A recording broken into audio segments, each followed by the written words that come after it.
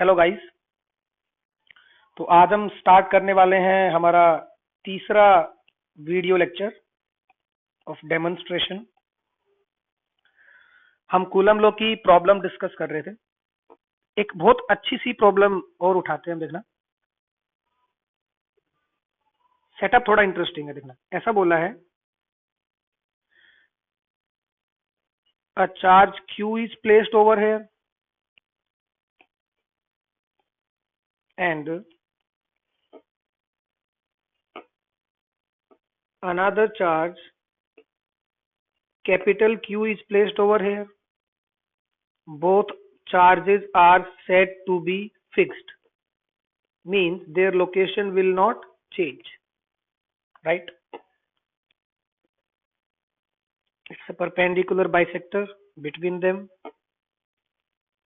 This distance is said to be d.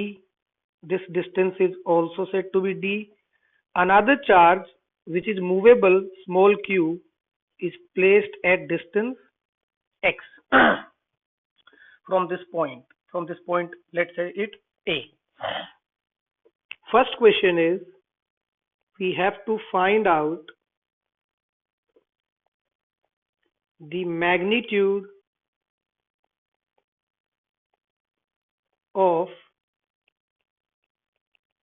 electric force on charge small q. बहुत सारी variety of problem इसी के अंदर बनती है। मैं सारी प्रॉब्लम तुमको एक एक करके डिस्कस करूंगा। सबसे पहली प्रॉब्लम है, what is the force on this charge q? Clear? Let's analyse this. These two charges are fixed and we have to find out the charge force on this charge, right? Let's draw these lines first of all, because these line will help us in identifying the direction of force. This capital Q will apply a force on this small q along this direction. This capital Q will apply a force along this direction. Obviously, there will be reaction of these two forces as well. There will be two interactive forces between these two charges also, but we know, according to principle of superposition, we don't have to consider these forces because we are only said to be said to calculate the force on this charge, right? Magnitude of these two forces will be same because the charges and the distance between them are also same. Let's assume this angle is theta, right? Now if we divide the components of this force, this angle will also turn to be theta. It would be F sine theta. It would be F cos theta. These are the component of this F. It would be minus of F sine theta in the opposite direction, and it would be F cos theta. I'm sorry, it's not clearly visible to you. These two F sine theta will be cancelled out. So the net force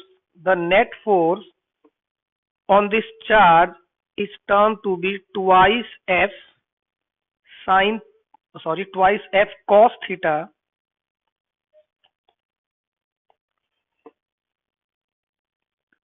in the upward direction. Now we just have to write down the value of this F and this theta, this cos theta, right?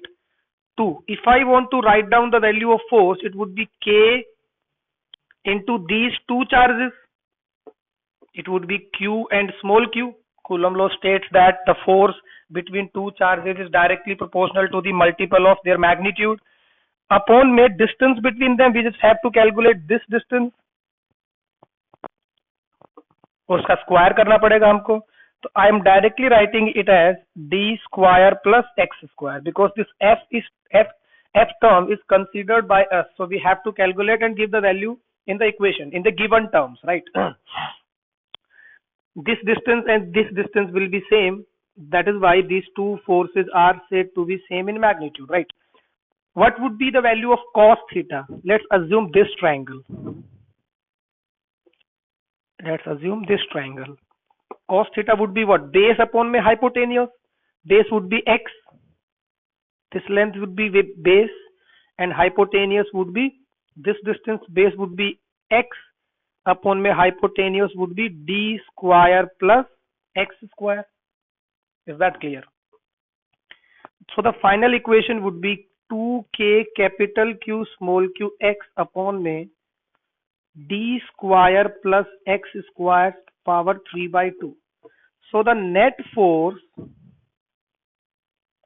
will have magnitude equal to twice k capital Q small q x upon में d square plus x square power 3 by 2. Right. If I would say that these two charges Q and Q are given in the question, and here this small q is of negative nature placed at the same distance, then this magnitude will be same. The magnitude of force will be same in both of these cases. But if we are taking it as positive, then force will be in upward direction. If we are taking it as negative charge, then force will be in downward direction. Means if we release this negative charge, it will move towards the center. If we release this positive charge, it will move towards the infinity. It will continuously be moving under the effect of electrostatic repulsion, right? We can calculate its velocity, we can calculate its acceleration at each and every instant. We can directly divide this force by the term of mass, and we can write down the acceleration. We will going to be calculate problem on the basis of that, right? Clear. We have been able to find out the force. Clear. Now another question is being asked, that find out the value of x where the force is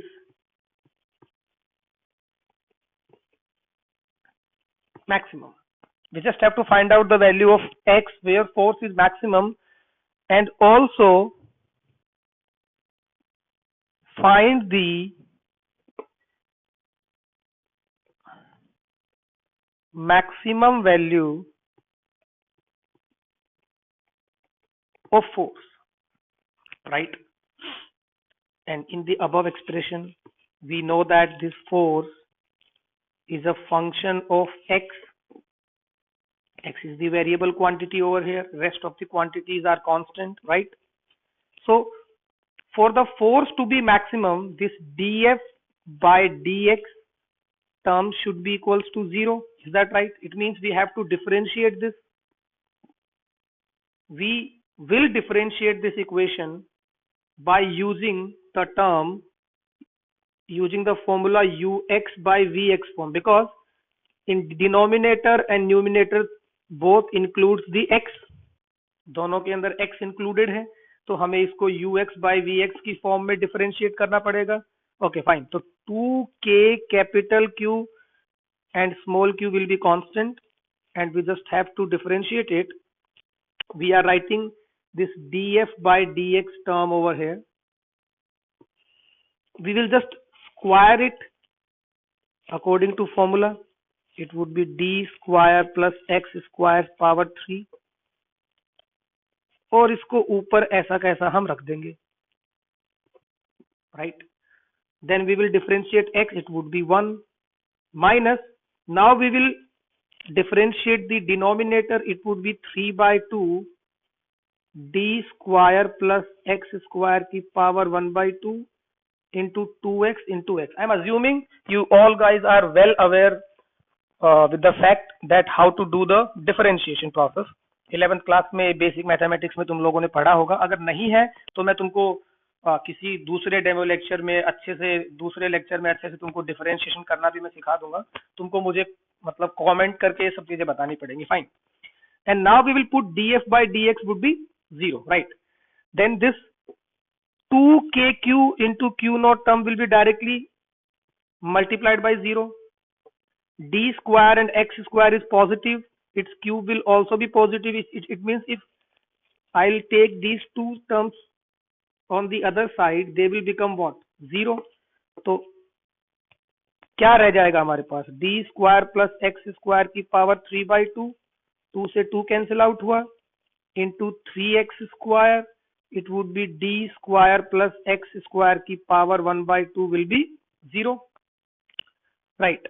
इसको हम ऐसा लिख सकते हैं d square plus x square into under root of d square plus x square minus 3x square into d square plus x square की power 1/2 equal to 0. This term will also be cancelled out. By solving this, we'll get x will be plus minus d by root 2.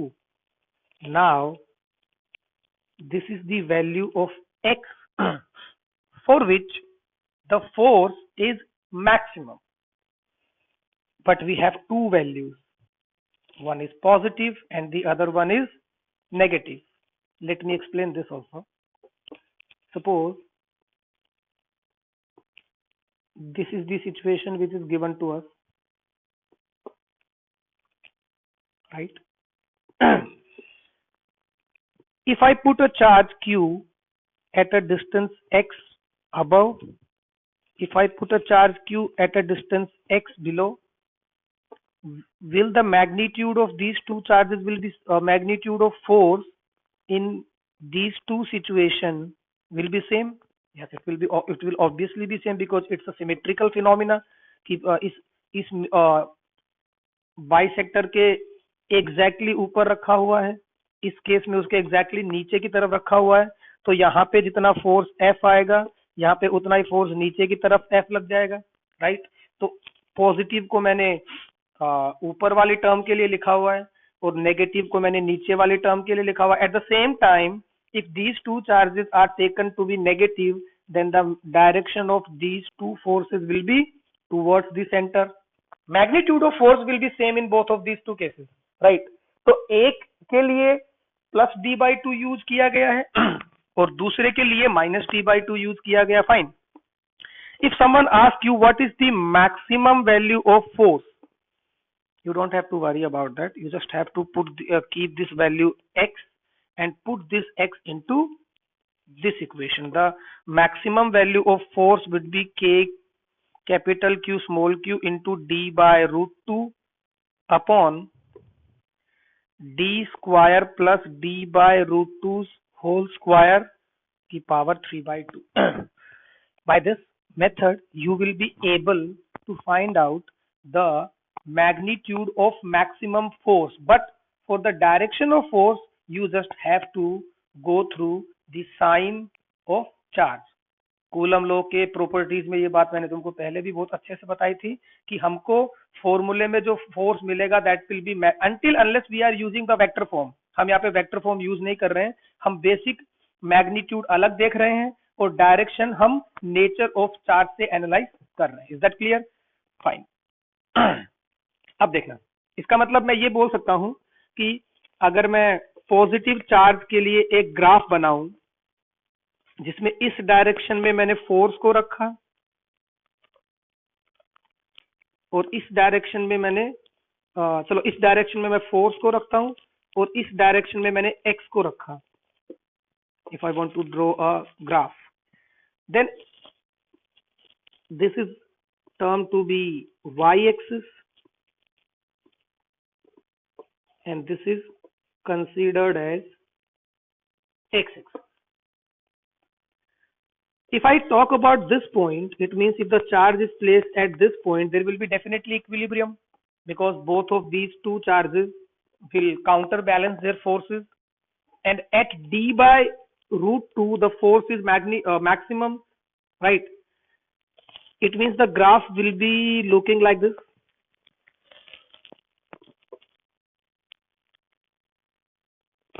Right, at d by root 2, at this distance d by root 2, the magnitude of force will be what? Maximum. Since we have taken this force on x-axis, it will be drawn like this, because if the force is in upward direction, it will be taken as positive. Clear? Graph बिल्कुल ऐसा बन जाएगा कि जब तुम ऊपर जाओगे तो फोर्स की वैल्यू क्या होगी? बढ़ेगी, ऊपर की डायरेक्शन में बढ़ेगी. अगर फोर्स की डायरेक्शन ऊपर की डायरेक्शन में फोर्स बढ़ रहा है तो upward vector is taken as positive, and for force this positive is along x axis, तो ग्राफ ऐसा आ जाएगा। अगर तुम नीचे की तरफ जाओगे तो फोर्स का मैग्नीट्यूड नीचे की तरफ बढ़ेगा, लेकिन इस बार फोर्स की डायरेक्शन क्या है, नेगेटिव, तो ग्राफ को मैं नेगेटिव लाके इंफिनिटी पे क्या कर दूंगा, zero. This graph is drawn considering plus Q. I hope तुमको ये समझ में आया। हालांकि ये इतना इंपॉर्टेंट नहीं है ये ग्राफ जो मैंने बनाया, बट तुमको पता होना चाहिए कि सेंटर वाले पॉइंट पे फोर्स जीरो होता है, d/√2 पे फोर्स मैक्सिमम होता है। Is that clear? Force is maximum, right.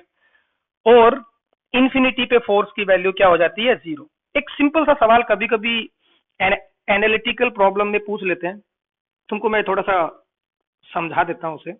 कि जैसे मान लो ऐसा बोला कि ये चार्ज प्लस क्यू है, ये वाला चार्ज भी प्लस क्यू है, राइट।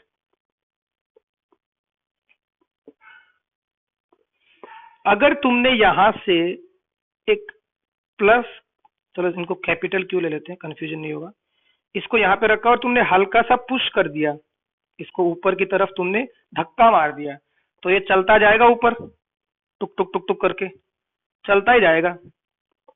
अब कोई मुझसे ऐसा बोले कि बताओ इस चार्ज की वेलोसिटी मैक्सिमम किस पॉइंट पे होगी। तीन ऑप्शन दे रखे हैं, एक तो ये वाला पॉइंट, एक ये वाला पॉइंट जहां पे डिस्टेंस d/√2 है, एक तीसरा पॉइंट बोला है मुझे इंफिनिटी, राइट। तीसरा पॉइंट बताया है मुझे इंफिनिटी। अब जनरली बहुत से बच्चों के दिमाग में ये सवाल आता है, मतलब ये प्रॉब्लम रहता कि भाई फोर्स यहाँ पे मैक्सिमम है तो सर यहाँ पे एक्सीलरेशन भी मैक्सिमम होगा, और अगर यहाँ पे एक्सीलरेशन मैक्सिमम होगा तो यहाँ पे वेलोसिटी भी मैक्सिमम होगा। ऐसा नहीं होता है।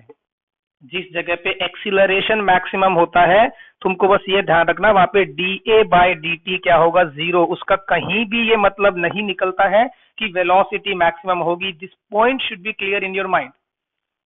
हाँ, यहाँ पे फोर्स मैक्सिमम है तो ऑब्वियस ही बात है इस पॉइंट पे जाके एक्सीलरेशन बिल्कुल मैक्सिमम होगा, लेकिन उसका कहीं भी मतलब ये नहीं है कि वेलोसिटी मैक्सिमम होगी। तो ये पार्टिकल जब भी चलता रहेगा फोर्स की डायरेक्शन तो हमेशा ऊपर की तरफ ही रहेगी ना, ऊपर की तरफ ही लगती रहेगी ना। फोर्स की डायरेक्शन तो नहीं बदली ना, इसका मतलब एक्सीलरेशन हमेशा ऊपर की तरफ लगता रहेगा, मतलब वेलोसिटी हमेशा क्या होती रहेगी, बढ़ती रहेगी। तो इसकी वेलोसिटी जो भी मैं मैक्सिमम बोलूंगा that would be at point which is termed as infinity. इसकी वेलोसिटी मैक्सिमम हमेशा इंफिनिटी पे ही अज्यूम करी जाएगी, ये तुमको दिमाग में रखना। अज्यूम क्या करी जाएगी, होती ही है। जहां पे एक्सीलरेशन मैक्सिमम होता है उस पॉइंट पे वेलोसिटी का मैक्सिमम होना जरूरी नहीं है। ये बात मैंने तुमको यहाँ पे बताई है, तुम इसको हमेशा दिमाग में रखना। कोई भी डाउट हो तो हम कॉन्टिन्यूअसली टच में है तुम्हारे, डिस्कशन करते रहेंगे, कोई प्रॉब्लम नहीं है, फाइन। इसी के अंदर नेक्स्ट प्रॉब्लम ये बोला है, if the charge Q is negative. तो जैसे तुमने को चार्ज ये Q नेगेटिव बताया है, फटाफट तुम्हारे दिमाग में क्या सवाल आना चाहिए, सवाल क्या, एक डायग्राम बन जाना चाहिए कि भाई यहाँ पे क्या है, प्लस Q है, यहाँ भी क्या है, प्लस Q है। ये मैंने परपेंडिकुलर बाइसेक्टर ड्रॉ कर लिया, यहाँ से ये वाला डिस्टेंस क्या है, D है, ये वाला डिस्टेंस भी क्या है, D है। इसके परपेंडिकुलर बाइसेक्टर से चार्ज को मैंने यहाँ पे -Q रख दिया, ये वाला डिस्टेंस क्या है, X है, और फोर्स क्या लग जाएगा नीचे की तरफ, F, downward towards the centre. तो अगर मैं ऐसा बोलूं कि मतलब सवाल ये है कि अगर नेगेटिव है then describe its motion if released from a distance x। मतलब अगर यहां से छोड़ दिया तो इसका मोशन डिस्क्राइब करो। थोड़ा सा तुमको आइडिया देता हूं मैं कि तुम यहां से इसको छोड़ोगे तो नीचे की तरफ फोर्स लगेगा, ये टुक टुक टुक टुक टुक टुक करता करता करता करता कहाँ आएगा, नीचे आएगा। यहां से लेके, थोड़ा पेन चेंज करता हूं मैं, यहां से लेके टुक टुक टुक करता करता जब तक यहाँ पे पहुंचेगा भाई, तो हर मूवमेंट पे फोर्स तो नीचे की तरफ ही लग रहा है। इसका मतलब उसकी स्पीड क्या होती रहेगी, बढ़ती रहेगी। जैसे ही इस पॉइंट पे आया, इसके पास कुछ ना कुछ स्पीड होगी। इसका मतलब यहाँ पे रुकेगा नहीं, थोड़ा सा क्या जाएगा, नीचे जाएगा। लेकिन जैसे ही नीचे गया, फोर्स की डायरेक्शन क्या हो गई, ऊपर। इसका मतलब अब उसकी स्पीड घटती रहेगी, घटती रहेगी, घटती रहेगी। एक पॉइंट पे जाके स्पीड क्या हो जाएगी, 0। फिर वापस ऊपर आएगा वो। फिर इस पे आया, यहाँ पे इस बार उसकी वेलोसिटी ऊपर की तरफ होगी। और जब ऊपर जाएगा तो फोर्स की डायरेक्शन नीचे, तो वेलोसिटी फिर घटते घटते क्या हो जाएगी, 0। मतलब ये भाई साहब ऐसे up and down, up and down, up and down movement करेंगे इस तरह से, कि यहां से रिलीज किया तो पहले नीचे जाएगा, यहां से जाके फिर क्या आएगा, ऊपर आएगा। और एनर्जी कंजर्वेशन के कॉन्सेप्ट से या फिर सिमेट्री के कॉन्सेप्ट से हम ये बोल सकते हैं कि जितना एक्स से तुमने रिलीज किया है, उतना ही एक्स से भाई साहब कहाँ जाएंगे, ये नीचे। इस तरह के मोशन को हम क्या बोलते हैं, ऑसिलेशन। इसका मतलब एक बात तो क्लियर हो गई, इट्स मोशन विल बी, क्योंकि जब ये नीचे आ रहा है तो पहले केस में फोर्स नीचे है, और यहाँ भी फोर्स, यहाँ फोर्स क्या ऊपर, और फोर्स हमेशा इस पॉइंट की तरफ लग रहा है। और ये वाला पॉइंट क्या है, इक्विलिब्रियम। अगर तुमको 11th क्लास के थोड़े से कॉन्सेप्ट ध्यान होते ना, तो मैं कसम बता रहा हूँ मजा आ जाता है ना मेरे को ये चीज एक्सप्लेन करके। ये वाला पॉइंट इक्विलिब्रियम है, और इसको हम इस केस में स्टेबल इक्विलिब्रियम बोलते हैं, क्योंकि ये जो रीस्टोरिंग फोर्स है, इसका काम हमेशा पार्टिकल को इक्विलिब्रियम के पॉइंट की तरफ एक्सीलरेट करना होता है। उस तरह के इक्विलिब्रियम को हम बोलते हैं स्टेबल इक्विलिब्रियम, जहां पे पार्टिकल को तुम थोड़ा सा भी पुश करो तो उसका टेंडेंसी हमेशा इक्विलिब्रियम की तरफ आने का होता है।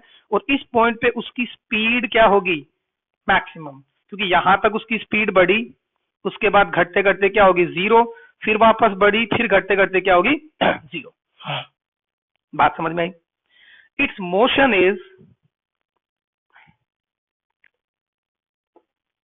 ऑसिलेशन। इसका जो मोशन है वो ऑसिलेशन है। लेकिन तो इसके अच्छा इसके फिर रीस्टोरिंग फोर्स की इक्वेशन तो हम ये लिख सकते हैं, minus of K capital Q small Q X upon में D square plus x square की पावर 3/2। माइनस क्यू लगाया मैंने, थोड़ा सा तुमको वेक्टर एनालिसिस करा देते हैं चीज का। यहां से अगर तुम एक्स को ऊपर लोगे तो फोर्स की डायरेक्शन तो एक्स के ऑपोजिट ही है ना, नीचे की तरफ, तो उसके कॉरस्पॉन्डिंग मैंने क्या लगा दिया, एक नेगेटिव साइन। कोई तुमको बोले what is its restoring acceleration, it would be K capital Q small Q X upon में M into D square plus x square की पावर 3/2। अब एक कंडीशन उठाते हैं। कंडीशन ये कि if X is very much less than D, मतलब इन भाई साहब को बिल्कुल पास से ही छोड़ा गया है, बिल्कुल पास से छोड़ा गया है, तो x by D would become very much less then 1। और ये x बाई डी अगर वेरी मच लेस देन 1 बन जाएगा, तो a रीस्टोरिंग को मैं थोड़ा सा रीएडजस्ट करता हूँ, देखना k capital Q small Q x upon में m इंटू, यहां से मैंने d स्क्वायर कॉमन निकाल लिया। d स्क्वायर अगर यहाँ से बाहर निकलूंगा तो 3/2 की पावर देखोगे तो d क्यूब अल्टीमेटली बाहर आएगा। अब ये मत बोलना कि सर हमको कॉमन लेना नहीं आता, वो थोड़ा प्रॉब्लम हो जाएगा ना। हम यहाँ पे बहुत ही हाई स्टैंडर्ड, बहुत ही कैलकुलेटिव तरीके से साइंस पढ़ रहे हैं। छोटे छोटे बच्चे नहीं है हम लोग कि हम तुमको कॉमन लेने की चीजें भी एक्सप्लेन करें। अगर नहीं पता है तो कोई प्रॉब्लम नहीं है, मैं तुमको समझा देता हूँ। तुमको देखो बहुत ही सिंपल तरीके से बताता हूँ मैं। यहाँ से तुम अगर डी स्क्वायर कॉमन लोगे तो 1 plus x square by D square की पावर क्या होगा, 3/2। इस 3/2 को दोनों के ऊपर लगा दो, ये वाला टर्म बन जाएगा, right. X square by D square की वैल्यू क्या हो जाएगी यहाँ पे, 0, क्योंकि एक्स बाई डी क्या है, वेरी मच लेस देन 1। जैसे तुम इस इक्वेशन को रीस्टोरिंग सॉर्ट आउट करोगे तो यू विल गेट के capital Q small Q X upon में एम इंटू डी क्यू, ये 1 की पावर 3/2 तो 1 हो जाएगा। अब अगर तुम ध्यान से देखो, रीस्टोरिंग एक्सीलरेशन एक्स की कौन सी पावर पे डिपेंड कर रहा है, 1 पे। अब थोड़ा सा अपनी 11वीं क्लास में जाओ, उस टीचर को याद करो जिसने तुमको सिंपल हार्मोनिक मोशन पढ़ाया था। वहां पे तुमको एटलीस्ट ये इक्वेशन तो याद आएगी, a is equal to minus of omega square x. और ये इक्वेशन किसकी थी, एसएचएम की। इसका मतलब उसका मोशन सिंपल हार्मोनिक मोशन बन जाएगा, वो भी ऑसिलेशन का ही एक कैटेगरी है। लेकिन थोड़ी स्पेशल है, वो उसके बिहेवियर थोड़े से इंटरेस्टिंग होते हैं। इसका मतलब अगर x की वैल्यू बड़ी है तो वो ऑसिलेशन करेगा, लेकिन अगर x की वैल्यू बहुत छोटी हो गई तो उसका मोशन ऑसिलेशन ही होगा, लेकिन उस ऑसिलेशन का नाम क्या हो जाएगा, सिंपल हार्मोनिक मोशन। और कोई तुमको बोले बताओ उसका टाइम पीरियड क्या होगा, what will be the time period, तो यहां से तुम इस टर्म को डायरेक्टली बाहर निकाल के इस ओमेगा स्क्वायर से क्या कर सकते हो, कंपेयर। तो omega will be under root of K capital Q small Q by M D cube, it would become 2 pi by t under root of k capital Q small q by md cube. यहां से तुम time period भी निकाल सकते हो। तुम देख पा रहे हो हमने ये प्रॉब्लम स्टार्ट कहां से किया था और क्या क्या टाइप की वैरायटी हम यहाँ पे देख रहे हैं। सबसे पहले हमने फोर्स लिखा, फिर बाद में ये चेक किया फोर्स कहाँ से मैक्सिमम होता है, फिर हमने एक ग्राफ भी बनाया, फिर बाद में उस चार्ज को नेगेटिव करके उसका बिहेवियर पढ़ा। चलो एक टाइप की प्रॉब्लम इसमें और ऐड करता हूं मैं। इस बार इन भाई साहब ने क्या बोला है कि मान लो ये दोनों चार्ज जो फिक्स्ड है,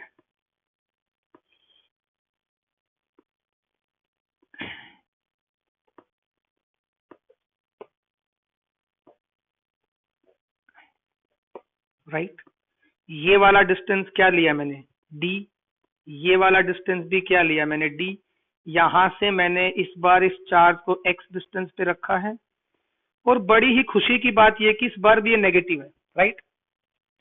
अब मैंने क्या किया, जो पेपर का तुम्हें अभी प्लेन दिख रहा है ना, द प्लेन जो तुमको अभी दिख रहा है, इस प्लेन के परपेंडिकुलर मैंने एक सर्कल बनाया।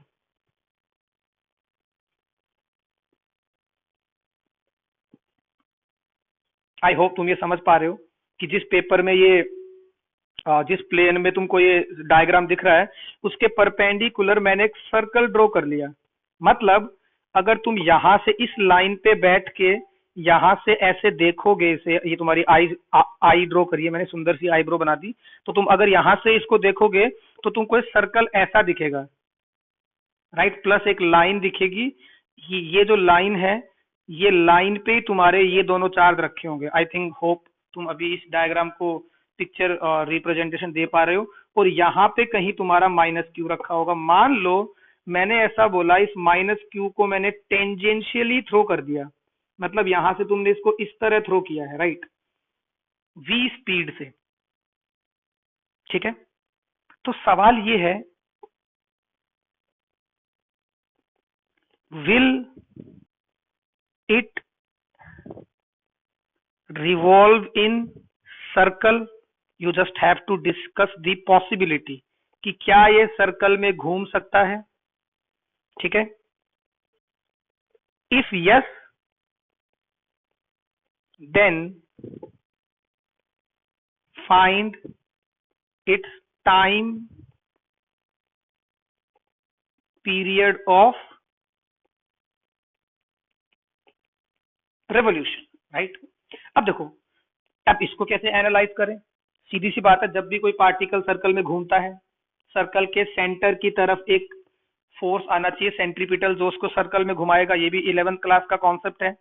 तो देखना, अगर मैं ऐसा बोलूं कि यहाँ पे इस नेगेटिव चार्ज पे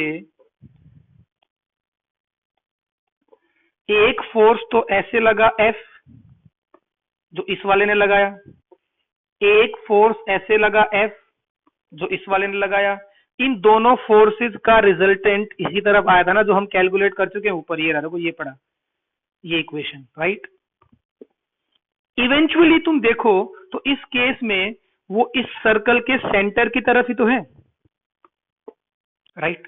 मतलब अगर तुम साइड से देखोगे तो तुमको ये फोर्स ऐसा दिख जाएगा, एफ नेट।